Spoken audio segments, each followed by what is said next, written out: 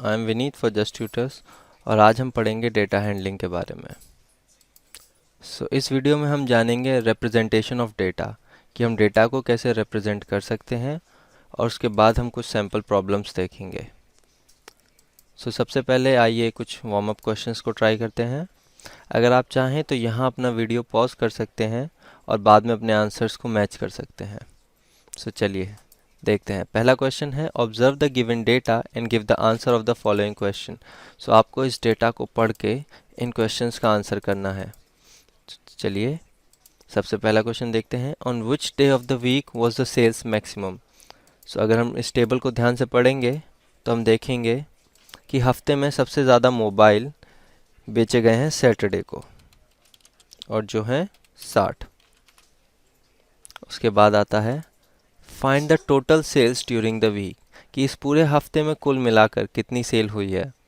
अगर अब हम इन सब को जोड़ेंगे तो हमें दिखेगा कि हमने टोटल बेचे हैं 307 मोबाइल।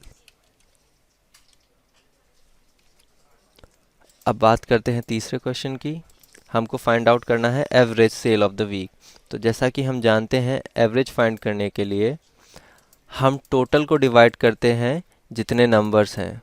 हमारे पास टोटल नंबर ऑफ़ मोबाइल जो बेचे गए हैं वह हैं 307 और एवरेज फाइंड करने के लिए इसको हम 7 से डिवाइड करेंगे क्योंकि हम 7 दिन का डेटा निकाल रहे हैं। हमारे पास एवरेज आता है 43.85 मोबाइल्स का। अब चूंकि हम मोबाइल की बात कर रहे हैं तो हम 43.85 मोबाइल्स नहीं बेच सकते, यानी कि हम इसे राउंड डाउन करेंगे और हम कहेंगे कि हमने 43 मोबाइल्स बेचे हैं। उसके बाद आखिरी question on how many days of the week was the sale above the average sales. हफ्ते में कितने दिन हमने एवरेज यानी 43 से ज़्यादा मोबाइल बेचे हैं। इस टेबल को ध्यान से पढ़ने पर आप पाएंगे कि वह हैं 4 दिन। पहला है मंडे जिस दिन 50 मोबाइल बेचे गए हैं। दूसरा है ट्यूसडे जिस दिन 45 मोबाइल बेचे गए हैं।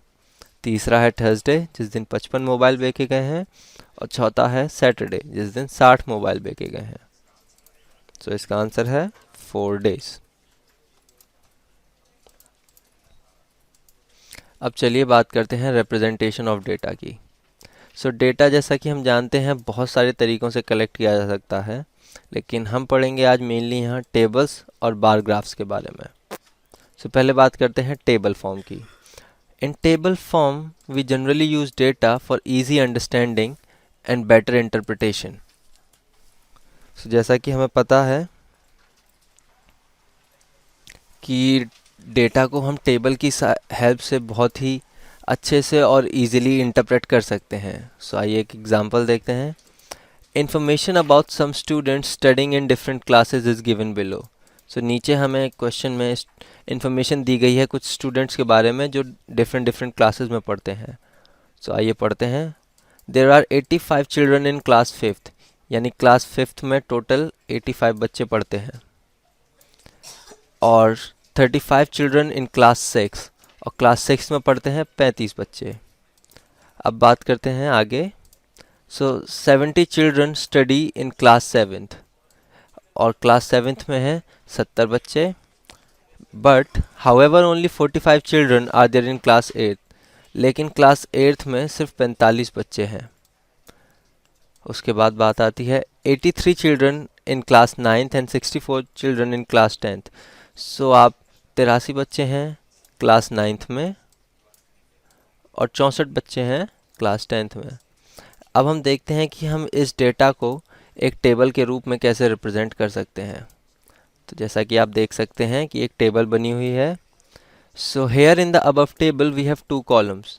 हमारे पास 2 कॉलम्स हैं जैसा कि आप देख सकते हैं। पहला है क्लास के लिए और दूसरा है नंबर ऑफ़ चिल्ड्रन यानी कि बच्चों की संख्या के लिए। इन the above table you can see that जो भी पिछला क्वेश्चन था उसका डेटा हमने एक टेबुलर फॉर्म में रिप्रेजेंट किया है। क्लास 5th में 85 चिल्ड्रन, क्लास 6th में 35, क्लास 7th में 70, क्लास 8th में 45, 9th में 83 और 10th में 64। अब बात करते हैं बार ग्राफ की। In bar graph generally we use data for visual representation of organised data. Bar graph हम इस्तेमाल करते हैं जब हमको डेटा का विजुअल रिप्रेजेंटेशन देना होता है। सो अगेन हम वही एग्जांपल लेंगे जो हमने टेबल फॉर्म के लिए लिया था. So there are 85 children in class 5th, 35 children in class 6th, 70 children in class 7th, 45 children in class 8th, 83 children in class 9th and 64 children in class 10th. अब हम देखते हैं कि इस डेटा को हम बार ग्राफ के रूप में कैसे रिप्रेजेंट कर सकते हैं. जैसा कि आप देख रहे हैं कि ये हमारे पास एक बार ग्राफ है जिसमें y एक्सिस पे हमने क्लासेस ली हैं 5th, 6th, 7th, 8th, 9th और 10th, और x एक्सिस पे हमने क्लासेस ली हैं और y एक्सिस पे हमने मार्किंग की है. और जैसा कि आप देख सकते हैं कि y एक्सिस में हम 10 के भागों में आगे बढ़ रहे हैं, जैसे 0 से 10, 10 से 20, 20 से 30 और इसी तरीके से. क्लास 5th में है 85 बच्चे, क्लास 6th में है 35, क्लास 7th में है 70 और इसी तरीके से आप देख सकते हैं बाकी क्लासेस के लिए भी. आइए अब कुछ प्रैक्टिस क्वेश्चंस करते हैं.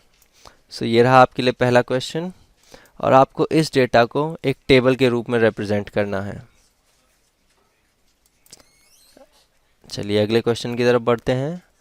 यह है सेकंड क्वेश्चन और जैसा कि आप देख सकते हैं आपके पास यहाँ एक बार ग्राफ है और आपको इसको स्टडी करके इन क्वेश्चंस के आंसर देने हैं. अब बढ़ते हैं तीसरे क्वेश्चंस की तरफ. इस क्वेश्चन में आपको इस इंफॉर्मेशन को पढ़ के इस पूरे डेटा को एक टेबल के फॉर्म में रिप्रेजेंट करना है. अब आप चाहें तो यहाँ वीडियो को पॉज कर सकते हैं और अपने तीनों क्वेश्चंस के आंसर बाद में मैच करना मत भूलिएगा. और ये रहे आपके लिए आंसर्स. पहले क्वेश्चन के आंसर्स